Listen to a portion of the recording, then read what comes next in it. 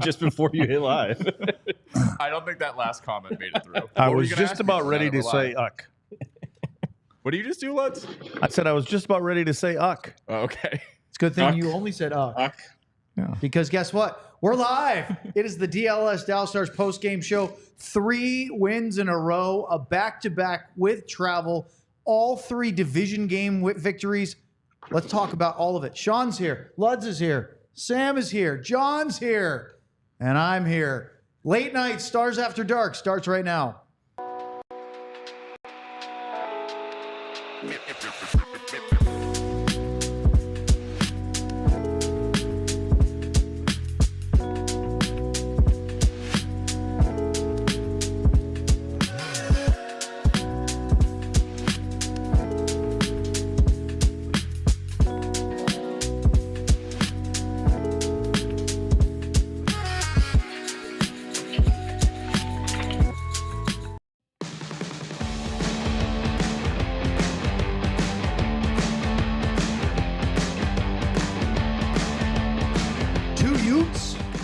What is a Ute?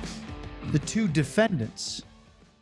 How old do you have to be to get that reference? Doesn't matter. The Dallas Stars DLLS post-game show. What? I said older than me.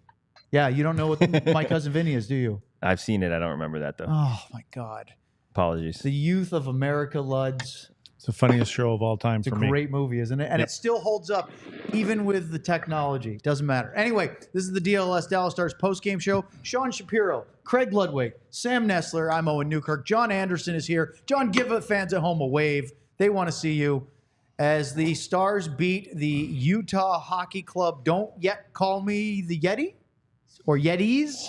We'll talk about that later. As the Stars get 3 wins in 3, all in division. How about that? As you want to take a quick look at those division standings, well, we'll talk about that in a minute because first, it is the 36 for 36 DLLS huge diehard offer here on Cyber Monday.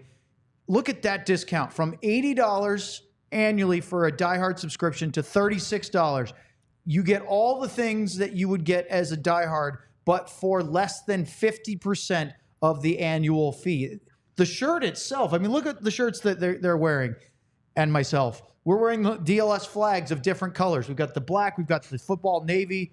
Sean's got the Herman Marshall, which is not on sale, but still a nice sponsorship This note is there. This is like a Luddy exclusive, right? I think Luds is the only person in the world who can get you the Herman Marshall shirt, right? Yeah. Yeah, pretty much. And as many bottles as you want. We couldn't see it last time you had Grandpa's sweater on there. It's nice that we can see the logo this time.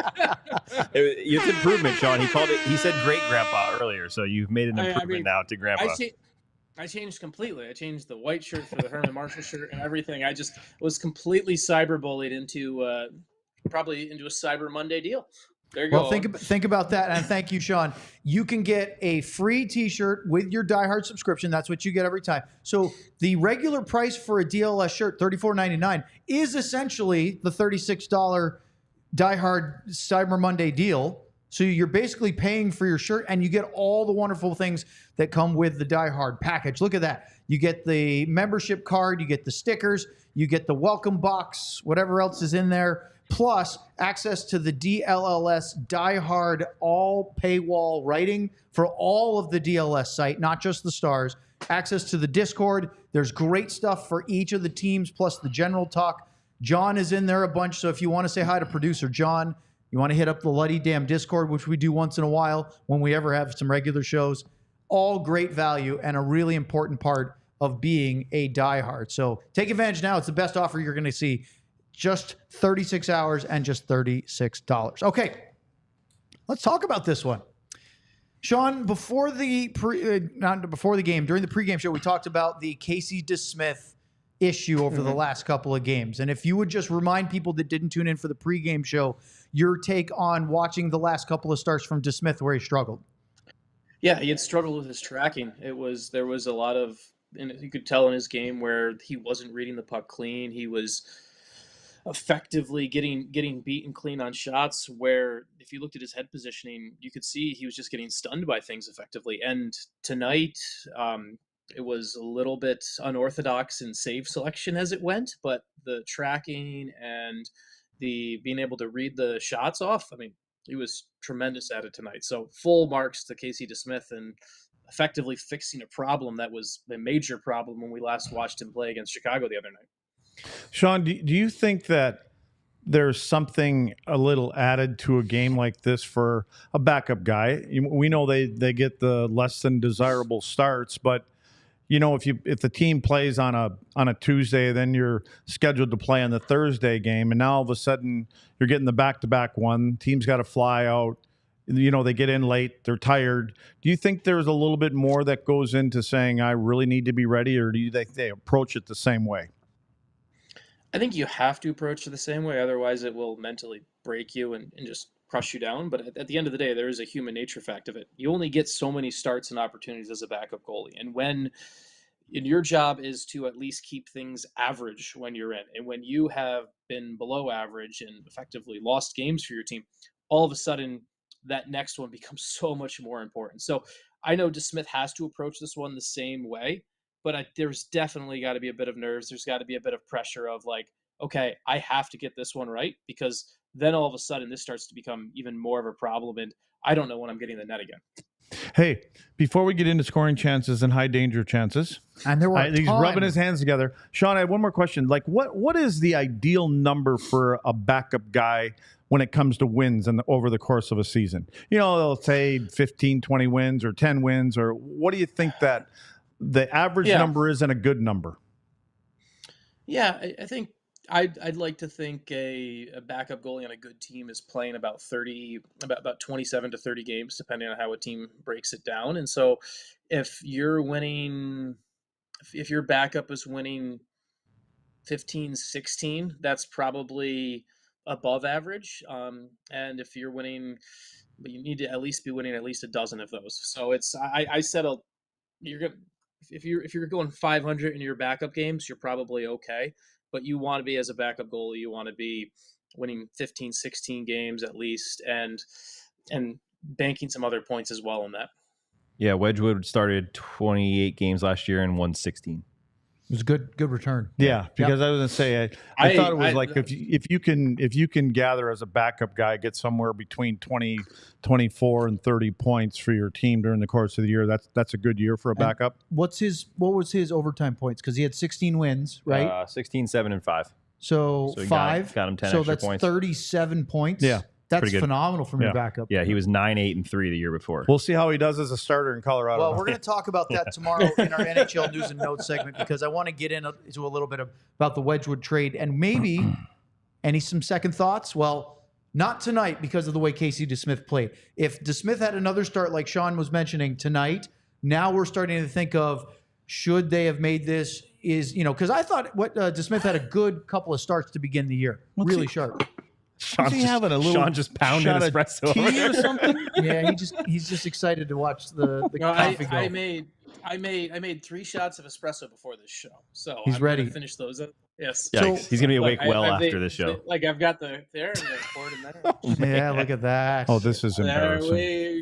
There we go. So it's pretty fancy goalie for you. I'm going to keep this on point here. Yep. I just think that not only does getting him right on that is so important to keep the confidence in the team, the coaching staff, the front office, the fans, but for himself. Yeah. And we saw at the beginning of the year, DeSmith with some really fine starts, had a shutout against Seattle, couple of really good games, and then the last couple came off the rails. And just like the Stars, his ability to not let that ditch get too deep is really important, because I'm not going to lie, even I was thinking after that last game, and look, the whole Chicago game was brutal, but DeSmith was a huge part of that first period, falling behind like they did on the first shot, the giveaway he made. The first 2 goals were on him. So then you start thinking, geez, was he the right decision? They gave him 3 years. That's a little rash, but those thoughts start to get into your head. Well, I would think that the competitor in him is out tonight, is like to show, guys, that's not who I am. Yeah. Like I just think there's a lot of incentive for him to come back after a game like that, with playing in front of this team that has expectations of, going where we all think that they can go, and being a big part of that. And what I like about it too is he's a really confident, just like Jake, he's a super confident guy. Like if we talk to him, he's the first one to tell you, yeah, it wasn't great that game. And he'll talk you through everything about each goal, what he didn't like, what he didn't see. So I think that's important not just for a starter. That's very important for a backup because, like you said, you don't get in a ton of games. So you have 2 bad starts, you might not get in for another 2 weeks, and you really have to be mentally strong to come out and play like you did tonight. And Sean, it's really important to have a veteran, whether it would be a guy like Wedgwood, although Wedgwood, even to his credit, was still trying to sort of prove himself as an everyday guy because he'd bounced around a fair amount. DeSmith, I know there's some detractors from, saying he was never really the starting grade in Pittsburgh and then being a backup in Vancouver and stuff. But having a guy that understands, and to the extent Wedge was the same, to know what he is.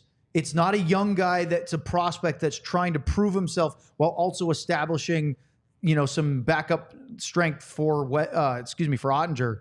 Those are very important qualities to have. And that's maybe the better part of why you don't have a real young guy behind Jake. And that's why they went the 3-year deal. You talk about some worries and fundamental things like that, but that's why you go the 3-year deal with this. The Stars effectively, obviously, betting big on Jake Oettinger, both now and the future and the present with the big contract extension. And the key is it's probably smart not to have a young guy trying to push him for his net. It's good to have a guy who's there, who's willing to accept the role and go as it is. And I think it's games like tonight are a perfect example of that, where you're going into a new building, a building that's going to be loud, all of that. Like the PD on the pregame show told us, this building in Salt Lake City gets pretty loud and it can be intense and everything with a new hockey market. You're going to get all of those games, and it's not an easy environment for a young goalie to grow and learn it. I think a lot of times when you see a team give a young goalie their first start, there's a reason they don't like to do it in the second games of the back-to-back. They like to give it in game one if it happens in a back-to-back scenario. So these are the games you kind of learn how to play in the NHL, and DeSmith has done that, and that's why they went the 3-year deal. I know you're talking about like being a little bit nervous about the length of that deal, but this is why they signed that deal, was so Casey DeSmith could go and do this in the second games of back-to-backs when the teams played 4 and 6 or whatever it is, and do this. And that was a good example tonight. Like we always talk about the second night of a back-to-back, there are tough starts that goalies get. Tonight was the perfect example. You saw that first period, even the second period, that Utah was just doing whatever the heck they wanted. I know we're going to go through it, but that's why it's so hard. You get the chances where the team's just not thinking or they're not skating, and you're getting chances from all over. But Sean, I'm curious your thought. I made a big deal out of Wedgwood when he came in, how he was so open with Jake and saying, look, I'm not taking your spot. I'm here to help you succeed and win games when I need to play. That doesn't always seem to be the case, that it's that healthy of a relationship. It's a big deal that Casey is similar way, right? Yeah, I mean, I think I would say Scott Wedgwood and Casey DeSmith aren't the only guys like that, but there is, in today's NHL, like, why am I drawing a blank on whoever the backup is? It Brossoit, the backup for the Jets again? Who's the backup for the Jets now? Do we know? It doesn't matter. No, it was he played, didn't he? Comrie, right? Yeah, no. Comrie, like yeah. Eric. Did you say Bob Essena? Is that what you said? No. Eric Comrie. He definitely did not say Bob Essenza. That's a decade or two before he's aware of college hockey. I know. That's yeah. There we go. Comrie. But yeah, Comrie knows exactly what his job is in Winnipeg, and the same goes in New York. Jonathan Quick, at this point in his career, he's graciously accepted that role, knowing has that job behind Shesterkin. So I think there's probably half a dozen guys in the league that can probably play that role effectively as a backup, because most of this league, you need your backup to push. You need that guy to be greedy for starts, and there's DeSmith. There's it's going to be interesting to see what happens in Vancouver whenever Demko's healthy, because I don't know if Kevin Lankinen has that mentality to be that backup. So there are guys I wonder about doing it. So to your point, Sam, it's not a 1 in a million thing, but it's not a ton of it's not the majority of guys who are in that quote unquote backup role. Yeah, I guess you need that guy too, right? You got to have. You just mentioned the teams you mentioned were all like the best goalies in the NHL, so exactly, it kind of makes sense. Yeah, I want a backup goalie that wants to take the starter's job, and I want the starter to know that. Yeah, I mean, You're not going to get starts just because you're the starter. You're the guy. I want you to be threatened that if I don't do what I'm supposed to do, You want some friendly competition. yeah, I'm a good relationship. No question about that. But Supportive. know that guy. If I play 2 bad games in a row, the so-called backup can come in, and if he wins that game, doesn't mean I'm starting again. Yeah. You know what I mean? Like put Like the work in long-term, practice. you know yeah, who's the number one, but and they're buddies, and Right. but it's the way it should be. It doesn't mean that a start is given. Yeah. Yeah. Yeah. This is Sean's ideal first segment for a pregame show because we have not done any scoring chances. And It's we've just talked about goalies. all about Casey DeSmith, but he deserves it. Are you ready for a stat? I was And just you notice how scribbling the this three down. of us just tried to keep that going on just now. Just keep looking at just it. keep it going It's and fine. going and going and going. Listen to this. Oh, listen to this. Combined between his 2 ever appearances against Arizona and his game tonight, Casey DeSmith is 3-0 against the Coyotes/Utahns. 96 shot saves on 98 shots. That's a .980 save percentage and a .67 goals against. His only shutout came November of 2018 in Pittsburgh against the Coyotes. But again, very tiny sample size, but he has been lights out against the Coyotes/Utah Hockey Club. Sean, what would happen if you get down and you find out, and let's just say we're not going to use our goalies, that the starter, his last 10 games, he's like 3-7, 3-5-1-1, something like that. But the guy that you're talking about, and you're playing Utah in the first round of the playoffs, do you start that guy or do you just say, nope, that's my guy? I am a believer. What I would do, or what a typical NHL team would do, because I'm a believer that goalies that load management should become more and more used in the playoffs at times. Like I'm a believer that there's times where if you get a 2-0 series lead, why not go to the backup in game 3? If the goal is to win 16 games, why not build out all of that? So what I would do is different, and it's a little bit more radical than, because I also think goalies should be pulled away more often. I think every other, like starting pitchers in baseball, if a guy doesn't have it that day, you can just yank him right away. I think if the goalie coach thinks the goalie doesn't have to after 5 minutes, they should pull him more aggressively. That's my view on it. That is way against NHL norms. It's not going to fuse like a Florida, for example, right? Where I don't know if Spencer Knight has any really good numbers against any specific team, but say they get that matchup in the first round, there's no way they're still not giving Bobrovsky the net to start. So Up next, let's talk about some scoring chances here on the DLS Dallas Stars postgame show. Shoot. what happened Yes. there? But first, let's talk about Sleeper. Which Speaking of sleeping, I did make you're a pick. almost sleeping I on wasn't this one. ready for it until right before the show. Sleeper is the best fantasy platform out there, but they are much more than that. They make it simple for you to also make picks. Picking whether your favorite or least favorite player will have more or less in their projected stats each week or each night now that we're into the hockey and basketball seasons. For tomorrow, since it is 11 o'clock, I have Colorado Avalanche forward Nathan McKinnon putting up more than his 1.5 points they're giving him against the Buffalo Sabres up in upstate New York. Who lives in upstate New York, eh? If it hits, you can win 1.86 times your money.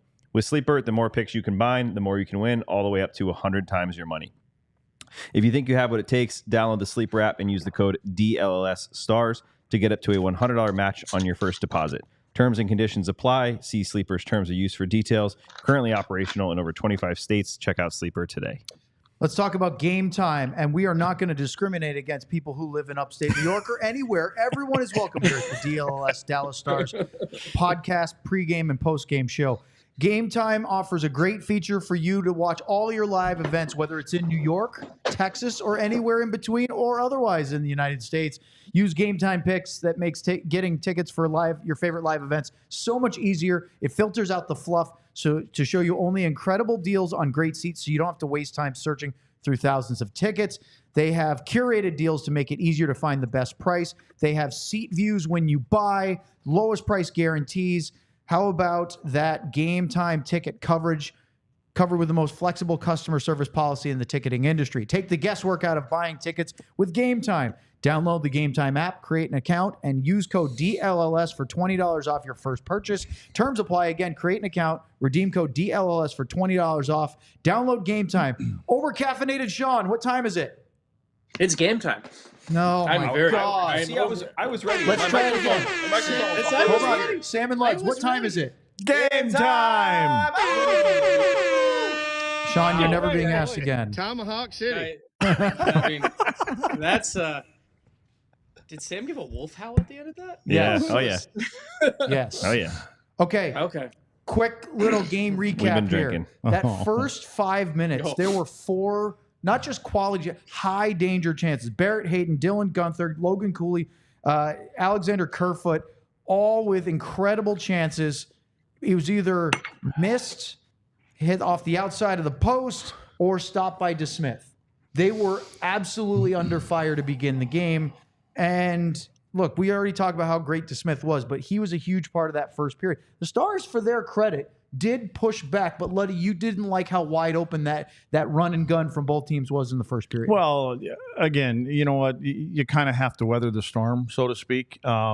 You've got a team sitting at home waiting for you to come in, kind of a measuring stick game. You know, Dallas is playing well, and they know that they've got to be on top of it. And so, that's why I think you're counting on your goaltender trying to get us through the first 10, 15 minutes of the game and get our legs and try to get into it. The second period opened up with a power play for I almost called them the Coyotes, the Utah Hockey Club. Gunther and Cooley both had high danger chances. DeSmith was really sharp, and that allowed the Stars to get their opening goal from Dadonov on the power play. The official time on that was 7:07. Duchesne and Hayes getting the assist. And Sean, we've seen it before, including against Vegas in the playoffs. Evgenii Dadonov looks for those short side holes, and he's not afraid to pick those spots. Can we also go back to Luds was talking about the power play, and let's put a guy on there who works hard, a guy who hasn't been on there before. Maybe that's the key to power play success. And look what happened today. So why don't you ask Luds about this, since he was the one who. Why don't you pointed this ask out him? for everyone else? Luds, why? did they Yo, have Sean, success what's with up? Dadonov? Game time. Woo! Look at this, Prime I asked- Crusader. Well, wait, we didn't even let him ask anything. No. Oh, Look I at the- asked. anyone did. notice? We're reading this. Anyone notice what they? Anyone notice they did what same Lud thing. suggested? Put someone who isn't usually on the power play up there, and look what happened. Where's your Yeah, where's your shirt that says? Oh, it's coming. Look what What'd I I said. tell you? What'd I tell you? What'd I tell you? Prime Crusader said it for me. So I mean, I thought Dadonov had a really solid game regardless, Yeah. but that goal obviously was very important for the And Stars to get the lead. he's just shooting the puck. Yep. Right? Shoot the puck, get it to the net. When you shoot the puck to the net, the other guys out there on the power play have to kind of gravitate that way if they want to get in on the party. I heard you guys talking. I want to say it might have been after Winnipeg. I can't remember. Sean was talking about the home versus road power plays, and it just baffles me when you see the difference. Like they are like nearly 25% on the road, and they're nearly 10% at home. It's crazy to see the difference, and I just wonder if that is a trend all season or if that's something that eventually they figure out. Well, I think you generally dumb things down when you're on the road. You know, you keep it simpler and more straight lines. Yeah. You know, you don't try to put on a show for the hometown crowd, and sometimes you feel an obligation when you're at home to, you know, put a show on and Overpass. Yeah, and overpass and get some highlight goals and things like that. And when you're on the road, you're trying not to give the opponent obviously any momentum, and you don't want the crowd to get behind them either. I thought the Stars did a better job of limiting the quality of the scoring chances in the second period. That, Arizona, I did again. I'm tired. Well, Utah Phoenix. no, don't do that. Well, Utah had more in terms of quantity. They didn't have all those high dangers in the second. The Stars defensively were more structured. They also weren't trying to get up the ice as much. That probably more so. They weren't taking off and trying to jump out in front and going, hey, we gotta help again. Let's help our goalie out a little bit. That's where I think that sinks in. And you're hearing that on the bench. I'm sure they talked about in the locker room in between period and said, you know, we're hanging our guy out to dry. We got to tighten things up on our own end. Hey, Sean- I was going to Go say, ahead. I was going to ask Sean a question as well. Sean, you just talked about Casey's tracking, right? Me and Luds kept saying he didn't look like he looked like he kept getting spun around or was outside of his net. Yeah. It wasn't that he was messy or he was not tracking, but how what did you see in terms of him getting bumped a lot and kind of recovering? Yeah, I mean, I think part of that is reflective of Utah plays that way, where they like to send bodies to the net, and Casey does have to play a little bit further out aggressively just by the nature of the size. I talked yesterday after yesterday's post-game show about how Jakeoettinger, because of his size, can play deeper and have a little bit more read time. DeSmith has to play more aggressively, so it becomes a little bit of a chess match when the other team does go to the net the way, even if it's not on shots, if it's just the bodies coming through and the traffic. The thing about DeSmith that I really like about his game, sometimes you see goalies get caught up in the spin cycle or whatever you want to call it when getting interfered with or semi-interfered with, and then they let it take them out of the play. I thought tonight he did a really good job of, he was very smooth in his recovery on all of those, and it's one of my favorite goalies to watch. But because he would always get caught up in those, and Owen knows this, is I always loved watching Alex Stalock play, because Alex Stalock was just chaos incarnate. But he would get caught up in those, and it would impact his ability to recover, and he would lose his mind mentally on it.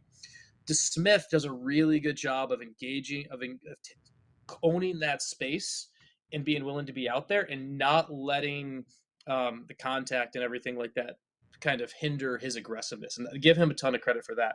It's something where I think, especially after what happened in Chicago the other night, that's something where maybe you could see a guy start to shrink a little bit or start to overthink their game. Instead, he went out and was aggressive, which is kind of how he's built an entire NHL career. So credit to him on all of that.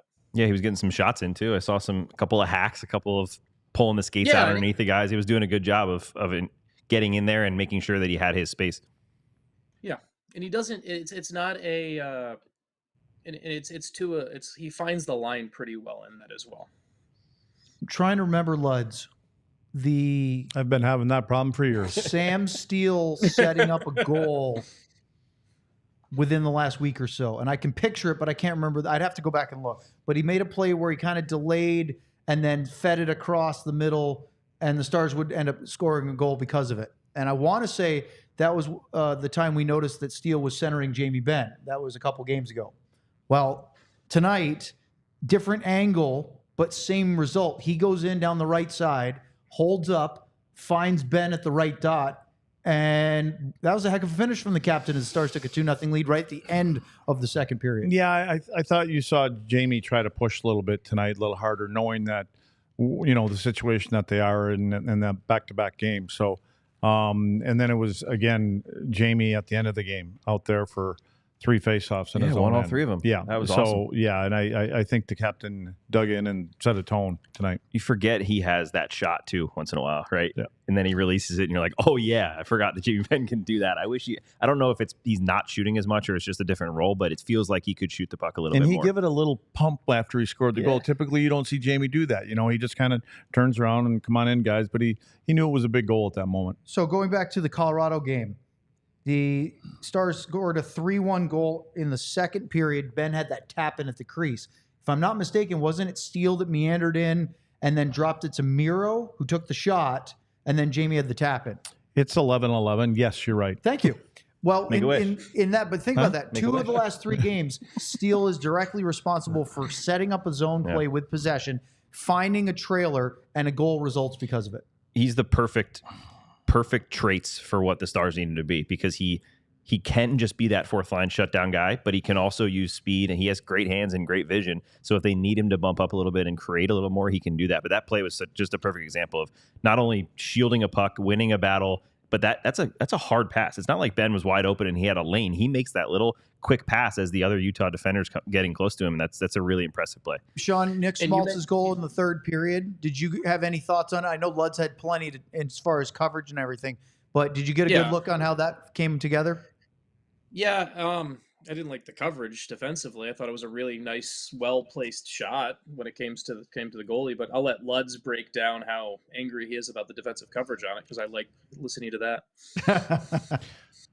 Well, actually, he came off the bench. It was a change, and when he comes off the bench, and the Stars, first off, they're in the zone. I'm curious. Anybody yelled from the bench and said off the bench, because you see somebody change, but you can see all of their eyes are facing back towards the goaltender because that's where the puck is. our co-host or host over here is yawning as I tell this story. Well, that's not because of you. It's because damn. it's 11:12 and You need some espresso. I need an espresso. But for me, what happened on that, when the puck enters, who was that? Schmaltz that scored the goal, right? Schmaltz, so yeah. when Schmaltz comes across the Schmaltz. offensive blue line, he's on the bench side. He's on the left-hand side of the ice. And you have all eyes over here on that side. And what I noticed was Dadonov, who's playing the left wing, and their right defenseman is the right side of center. In other words, the other side of center ice. As Dadonov backs in and Schmaltz is coming across the blue line, Dadonov goes, that's my guy, so I'm going to stay by my guy.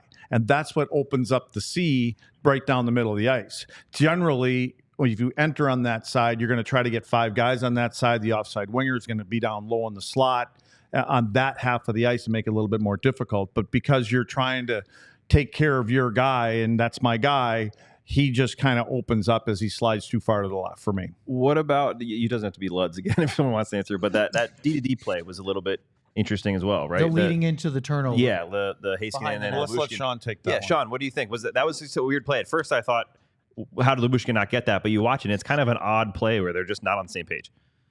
Yeah, odd page. And then also one, too, where the angle watching it on the TV was kind of weird. I want to make a quick note on that. Watching this game was very weird. I sent you guys all a text about that, where this game, I'm assuming it's the building and everything like that. There's a couple plays where I would have liked to see a more natural angle on it. But yeah, weird one where I'm not sure whether that's on Miro or Lyubushkin. Either way, just a miss kind of communication, wrong page type deal, and it leads to what Lud's all described there a second ago.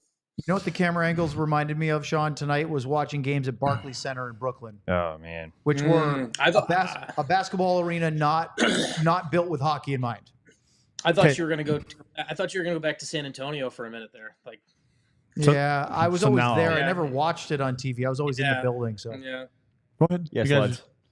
Oh, Sam, let me tell you now what actually happened on that. Okay. So when Miro gets the puck and Lyubushkin jumps behind the net, he's expecting Miro, I believe, to either give him time to turn around and face him, or what he's going to do is because Miro's on his backhand side against the wall, he's going to push it up the wall. And he doesn't. He puts it closer to the net, and Lyubushkin has to all of a sudden go from where he's going to pick it up facing the wall to turning up ice and try to catch that puck. And obviously he doesn't. And that's what puts the race on over there going around the corner of the So net. literally just the 1 second before Lyubushkin's able to open his Yeah, hips. I don't think I very rarely do we see Miro not skate with the puck a little bit. You're right. He always generally takes a couple strides, gets people into place, and Miro just kind of wanted to move the puck along a little bit. And I think Lyubushkin just thought he had another second or two to probably turn around, but he's looking over his right shoulder against the wall where he thought Miro's on his backhand. You know, he's just going to slide it up the wall for me, and I can pick it up from there. While Lyubushkin's kind of turning, and then he has to turn and try to take it on his forehand, and it just gets away from him. Stars didn't give up a lot at the end of the game. They actually managed a second night of a back-to-back with travel very well. Kerfoot had a great one-timer that hit the elbow of the frame. But again, he didn't beat DeSmith because it didn't go on goal. So that was a Hellbuck joke from I think Essa Lindell finished the yesterday. game with like a 3-minute and 30-second shift. That's normal for Just- Essa, right? Just being Essa. So there we go. Normal Stars win Lindell 3 in a version. row. Up next, we'll take your chats, super chats, and more here on the DLS Dallas Stars postgame show. I'm on the Empire Today read, which John made me alert of about 10 minutes ago. So, are you guys in the Empire Today floors? or Yes. no? Is that- We are on you the are. floor. I not am in right it. there So, on so it. how- so, guys, tell me how nice are those floors, real quick? Tell me how nice Well, those are. what if I was to tell you that these floors are beautiful? Excellent. Well, with Empire Today, you get shop at home convenience, the right products for your needs, quick and professional installation, and a low price guarantee. Empire Today is the best place to get new flooring, like they have right there. So, of course, they have copycats, but Empire can't be beaten on quality, service, and speed. So, competitors advertise low quality products that Empire simply won't care. Empire won't promise the lowest prices because anyone who does that is putting flooring in your home they wouldn't put in their own. Just like you might build a hockey arena that's not built for hockey. Schedule a free in-home estimate today. All listeners can receive $350 off discount when they use the promo code DLLS. Restrictions apply. See EmpireToday.com/DLLS for details. Thank you, Sean. How Beautiful. about that? We're hitting puberty tonight. Let's talk about Oh, yeah. the DLS 36 for 36 special Cyber Monday offer.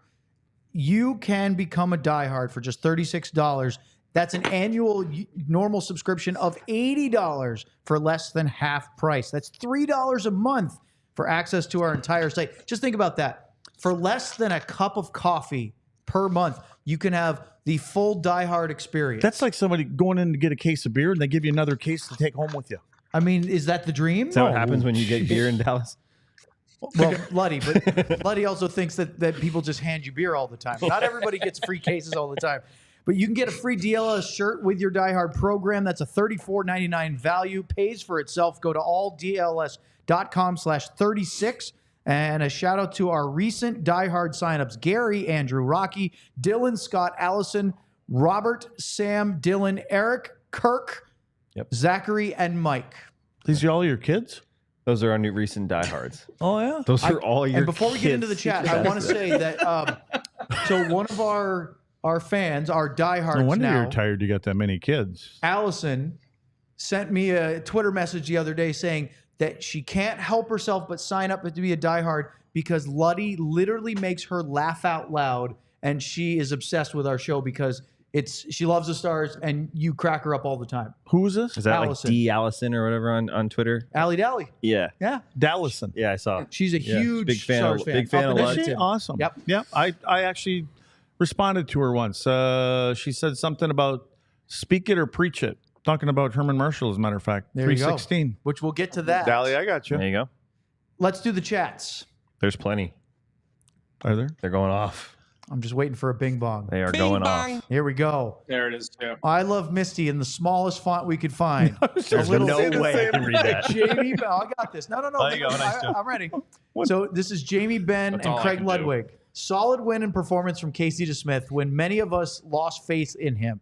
But what are your thoughts of Gary Bettman's BS claim that Utah Hockey Club is separate from the Arizona Coyotes? Sounds like a Sean Shapiro question. How's Sean, the you wanna take it? Shapiro question? No, I meant an answer for you.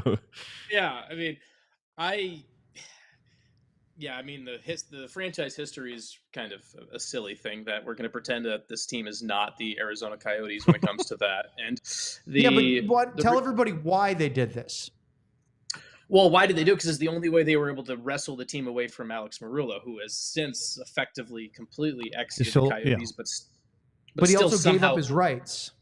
Yeah, he gave up his rights, but It's been exiled. Doesn't he get them back in a certain period of time, though? No, he actually gave him up because so he failed so to. he gave that up. He had to win the land bid or what. Like this is one of those where you should listen to Craig Morgan on this because Craig Morgan can give you a much better answer on this than I can. But basically, it was part of the maneuvering the league had to do to get the Coyotes away from Marullo into another place that was viable. I mean, another good example of that is the Smith Group really wanted to buy the AHL franchise as well. Now, Marullo still owns the Roadrunners, in which that's got to be one of the most awkward business meetings of all time. If you can imagine Utah and Tucson business meetings right now when they have to come together on stuff. So, Although he did get $1 billion for it, so it's not like he completely lost everything. Oh, he got $1 billion. I mean, it's one of the greatest Ponzi schemes in the history of the NHL, right? So give him credit for what he did, I guess. Like normally in the bank heist movie, they actually semi get caught. This guy just walked away with the money. So Just living on an I island. will admit that with Missy, as prepping for this today and looking up things like all the players for Utah have a history of points, that played for Arizona, have a career history playing the Dallas Stars. And you can see the list in the game notes that say, Clayton Keller has so many points and so many games in his career against Dallas. Every single Dallas Star has 0 games and 0 points against the Utah Hockey Club, even though they've played that team in a different iteration. So I understand why that feels weird, but that's just how they're doing it. no. Bing bong. Thanks, Misty. T. Farmer. Good rebuttal. Man, Sean. the font is getting How smaller. about this, guys? A Jake Ottinger. There's nothing I can do about it. No, it's not your fault. It's just it's I And have crazy. Casey limited DeSmith. tools. How about how's this? that? There you go. Ottinger DeSmith. So this is a nice, generous that the goalie. most? No, We had a bigger one. I think Ardell was throwing one up in the 30s the other No, I don't day. remember. T. Farmer says, seeing D'Otter play so demental is fun to watch. Casey DeSmith, more like Casey DeSublime. If I had $1 million, but I'd spend it all on DeSmith.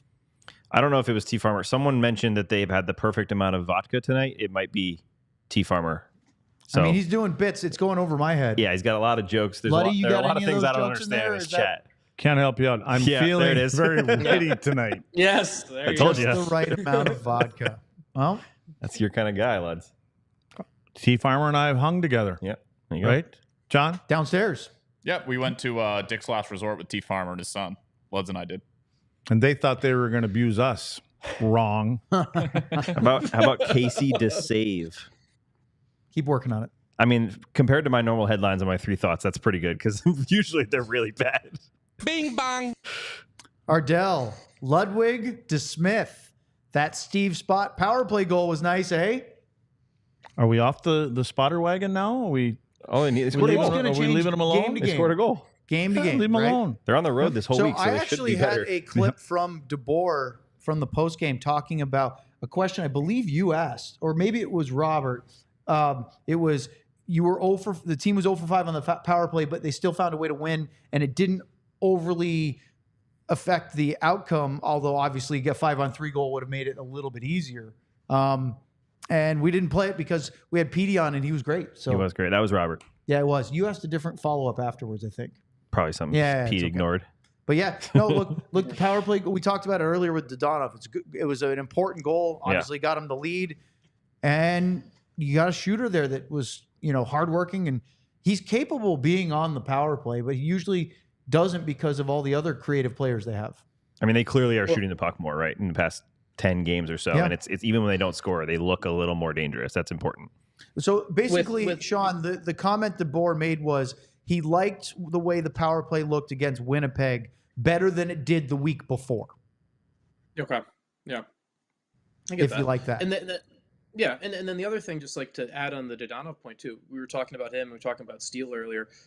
This is the way, like, when you talk about a good team, and it's one of the reasons that you look at the Stars as a contender out of the West and everything like that. It's when you have players like that that can be lower in the lineup across the board and then can move up and play these roles when needed. Like this tonight to me is one of those games you circle where you're like, hey, other contending teams don't have Dadonov stepping into roles. They don't have Sam Steele stepping up into roles. These are things that Jim Miller gives a ton of credit for this roster construction with these forward group. And it's why when we say, oh, the Stars are about as deep as any team forwards 1 through 12, 1 through 13. This is why when you see things like this tonight.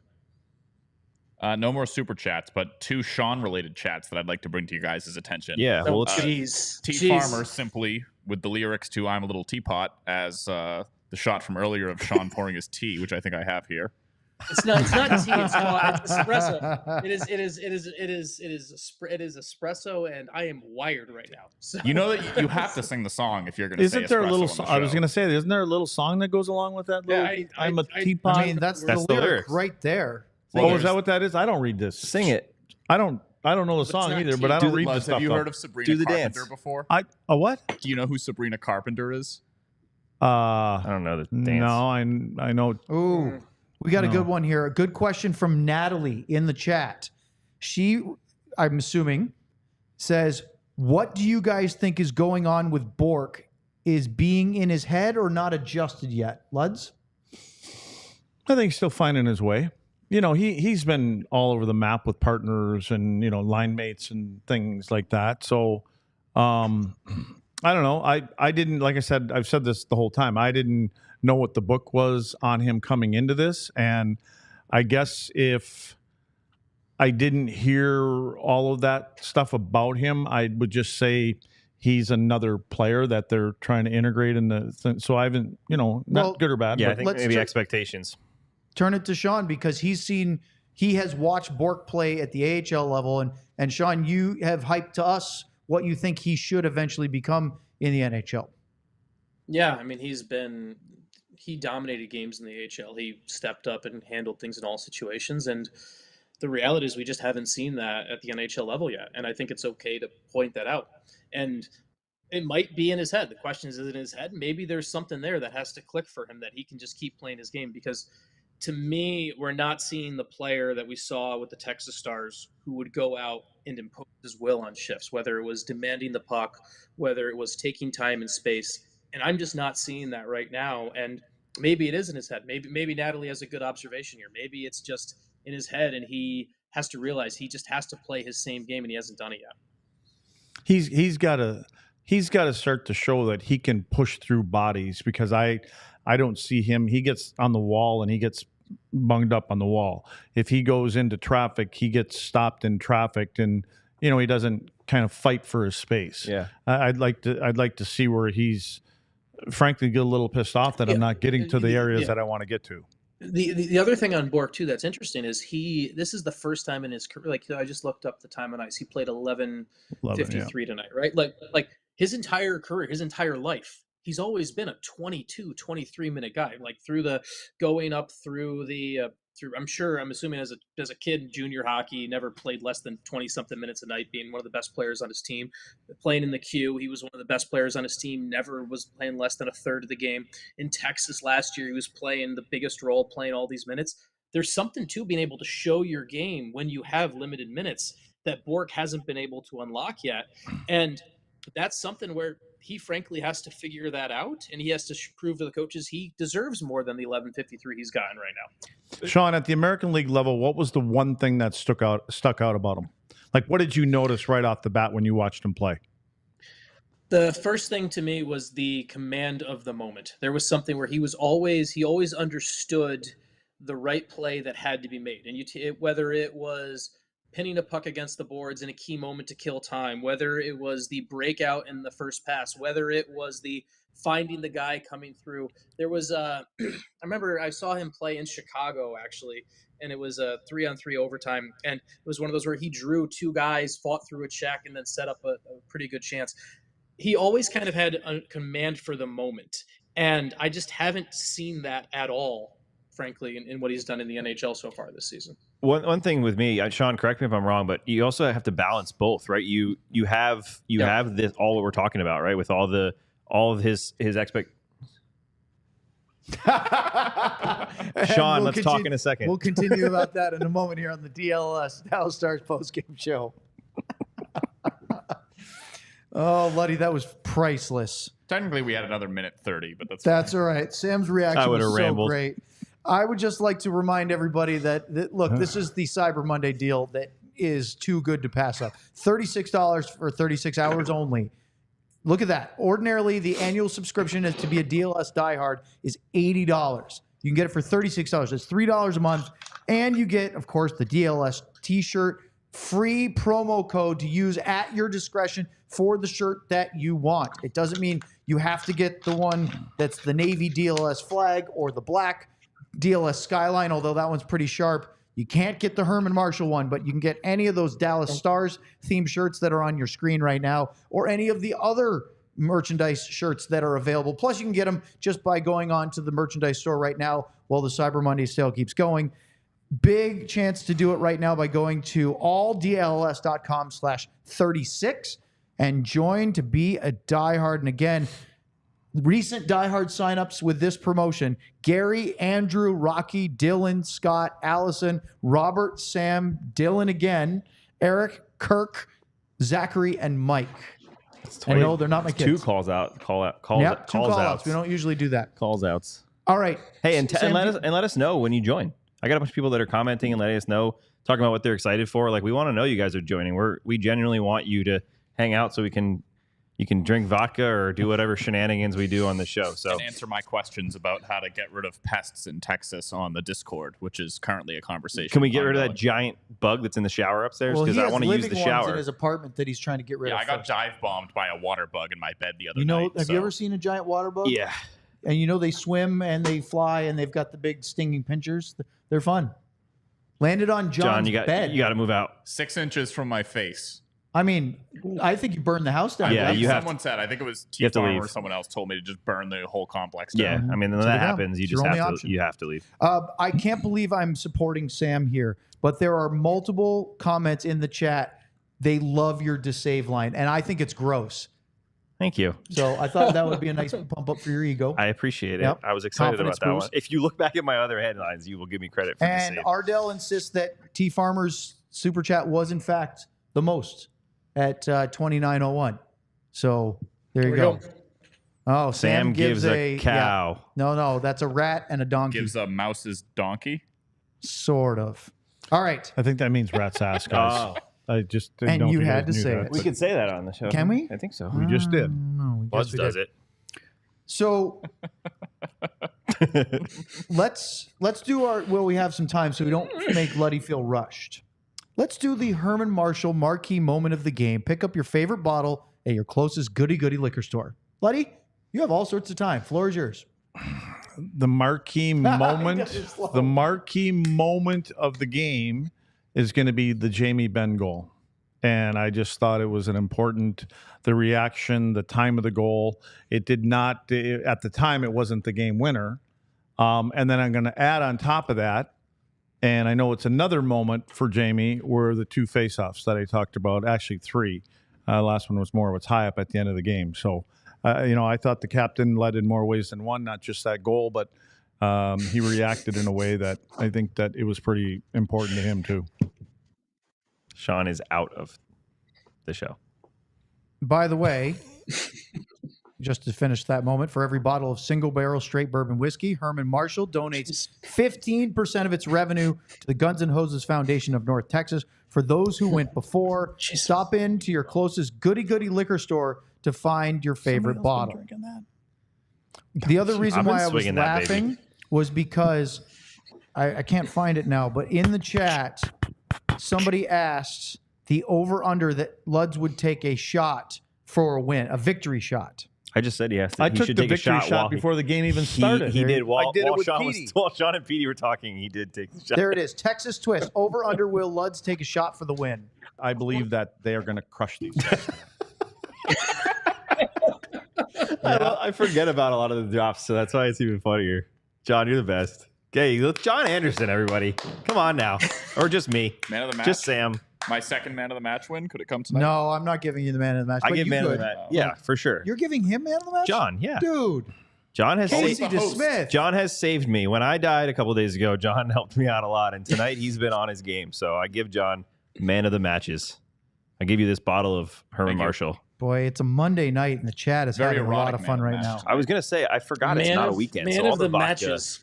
Yeah, all the vodka and drinking talk for a Monday night. Luds, this show is right up your alley, huh? There's some Lundqvist questions. Just another day. Hey, Sean, They'll there's just some kinda run Lundqvist together. questions in the chat and just talking about his play. We've talked about it a little bit. What do you think about Nils Lundqvist's play of late, especially coming off the injury?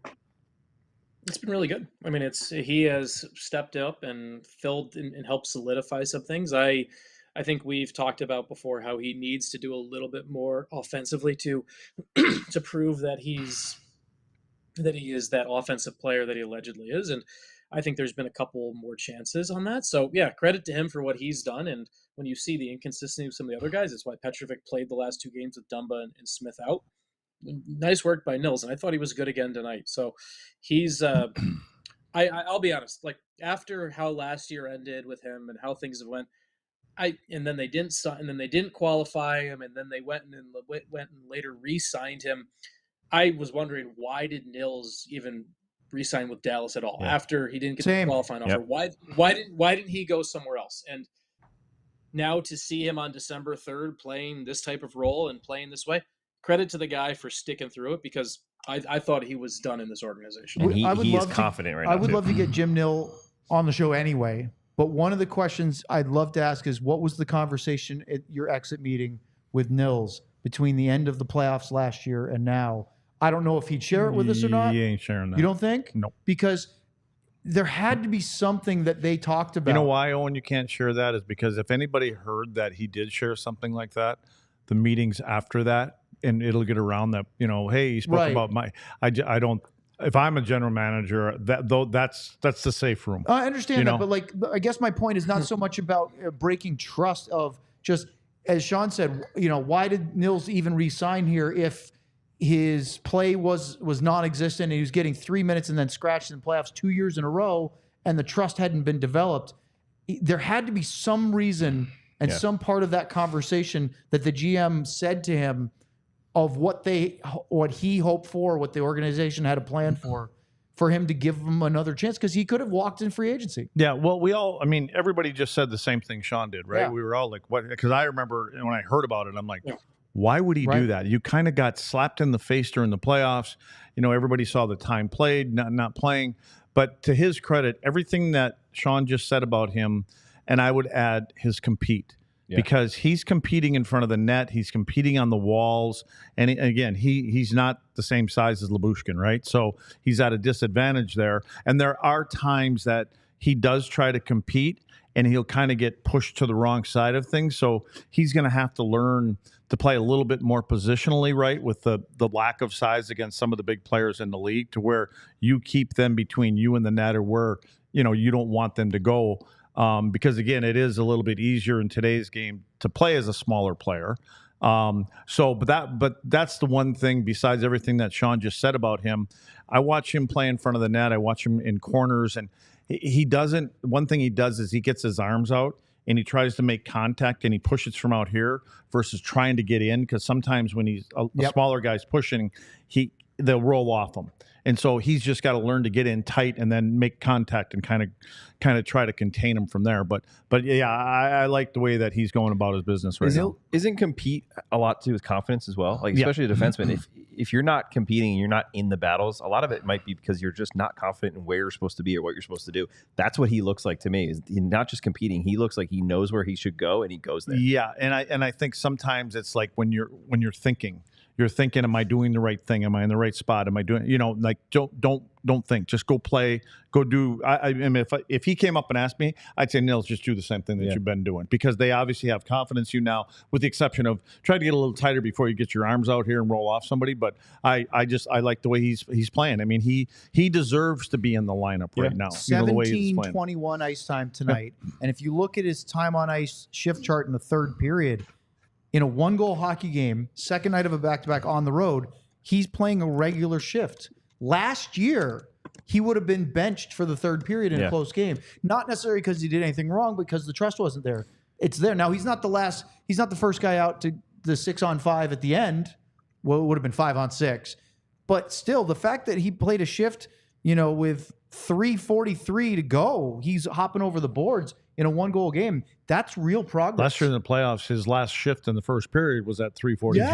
Yeah. So it's progress. What's funny to me too is, I know we talk about GMs and coaches, they're going to say the right things when they need to say it. But I thought it was important that Jim Nill he didn't just say we think Nils could be a good player, we want to take it. He said he believes that Nils Lundkvist will be a big part of this team, and I just thought that was important.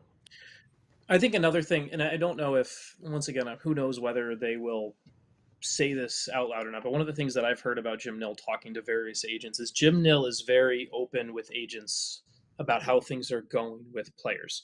He is very honest. He doesn't BS people, right?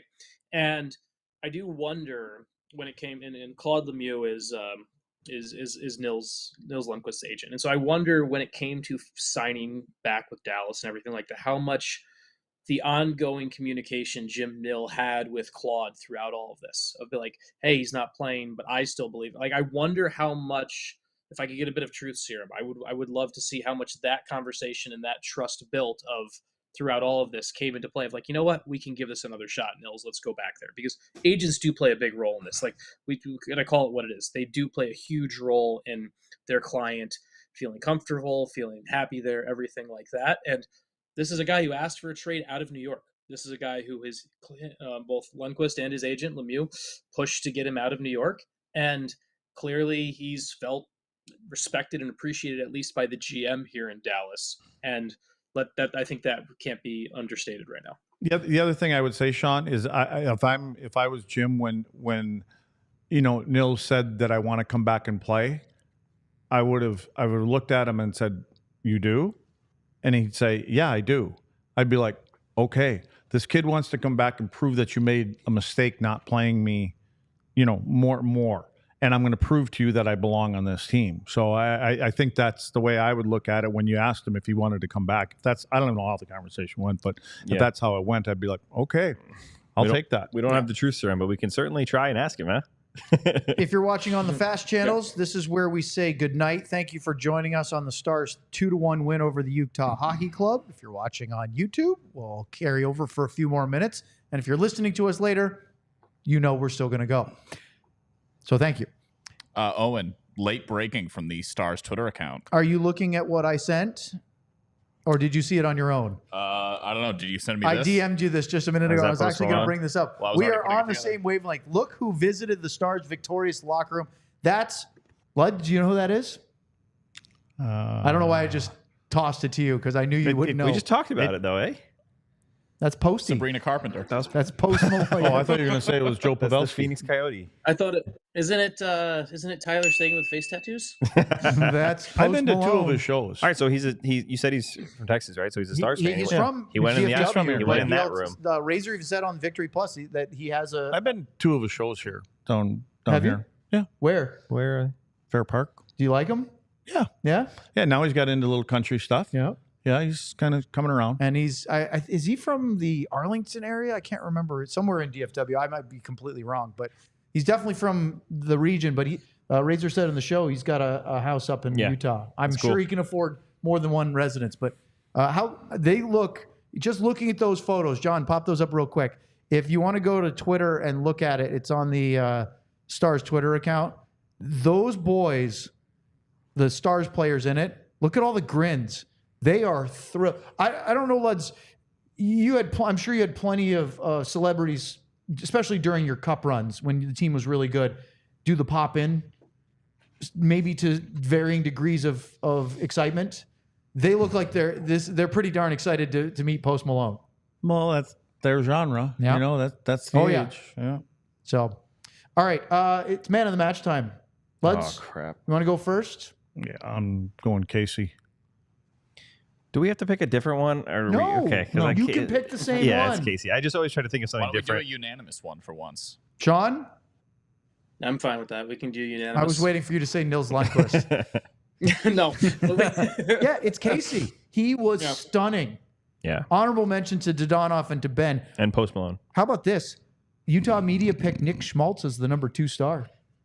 Yeah. He only scored a goal. He did. They He's in gave Utah. two Stars guys the Stars. Though. I mean, a lot of times the team they goes lost. in. I know, but a lot of times it doesn't Well, matter. how many times Mike have you Heika seen loves that? the 3 stars. Yeah. All the home If team. I was doing the 3 stars, which I used to do when I worked for the team, every 5 or 6 games Quit or living so. in the past. from Grapevine. Posties from answer your Grapevine. question. Thank you. I knew it was in that area. Thank you, Brandon. I would have gone DeSmith 1, Benn 2, and Schmaltz 3. Yeah, Right? yeah. I've never gotten to do that with Floods, so that was exciting. What, just the old- to close the computer Yeah, mid-show. we're closing up shop. Guess what, guys?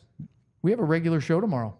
Do we? An actual Are you date, on tomorrow too? 2 I o'clock. am. Is Sean here I tomorrow? am. We got Sean I am. 3 times in a row. And then we I won't am. see him for like a week. He So needs a little Longer than seep right now. he's going to go on vacation We're all after gonna 3 need in a row. espresso Sean's tomorrow. still going to be awake Yeah. when we hit our show tomorrow because of that espresso. Yeah, I'm gonna be wide awake. I'm gonna go clean the house after this. I don't even know what I'm gonna do right now. You're lucky you don't have 12 kids like Owen, so you have a little more room. You can clean the house. you know? Yeah, All my it's- diehards. On tomorrow's show, Luddy, take notes. We're going to talk about Tyler Sagan being placed on the IR and the implications of that and what his status might be going forward. We're also going to look at some Four Nations roster predictions. They are in, but they won't be announced until Wednesday. So our last chance to get an idea of who we think might be on those teams. Well, if you were wondering about Tyler Sagan, I wasn't. you know, the 2 guys without Tyler tonight, the 3 of them over their last 5 games have about 33 shots combined. Those 2 guys had, I think, 3 tonight. So Yep. there's going to be a chemistry going on. I mean, Tyler needs to get back as soon as possible, but you could tell they weren't as noticeable. You didn't notice things going into the offensive zone with control and the nice little passing plays and, chance to the net. So they miss their daddy. Yeah, I will be interested in seeing that line play on not a back-to-back to Yes. see if they can create some chemistry. I agree. And Sean, any last thoughts before we say goodnight? Get out of here before midnight. No, nothing. I'm on the show tomorrow, so I'll save anything else I had for I tomorrow. love it. Smart. There you go. The notebooks and laptops are closed. Don't forget to like, subscribe, Oh, hit damn. the 36 that's- for 36. That's rude. Smells, One more too. time That's tonight, not a the good Die idea. Hard level special Cyber Monday deal. It is phenomenal. You would be foolish not to take advantage of it. For our producer, John Anderson, for Craig Ludwig, who's walking off, for Sam Nessler, for Sean Shapiro, I'm Owen Newkirk. Thanks for sticking with us for Stars After Dark. Tomorrow, normal show at 2 o'clock. And then Wednesday, Friday, 9 o'clock starts because they're out in the Pacific time zone against LA and Vegas. It's going to be some late nights. But they win for the third straight time. And guess what? They're only 4 points back from the Central Division lead as December is getting underway. Thanks for joining us tonight. So long, everyone. Tomahawk City. We all silly like the mayor.